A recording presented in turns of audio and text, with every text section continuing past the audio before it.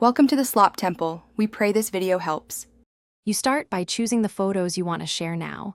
Limit to 510 so the transfer is fast.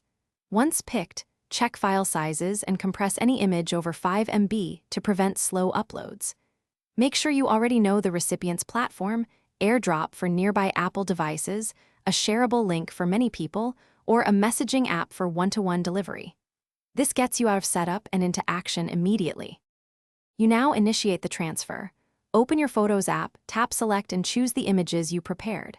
Next, tap Share and pick the method that matches your recipient, AirDrop for nearby devices, create link for cloud sharing, or send via your messaging app. Once chosen, adjust options like image quality, expiration time for links, or access permissions so you control who downloads.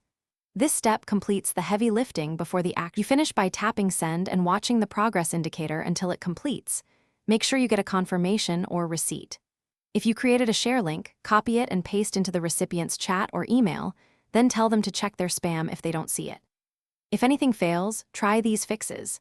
Disable airplane mode, verify storage space and app permissions, or retry after toggling Bluetooth or Wi-Fi. Most problems clear quickly with one of those steps. Thanks for watching.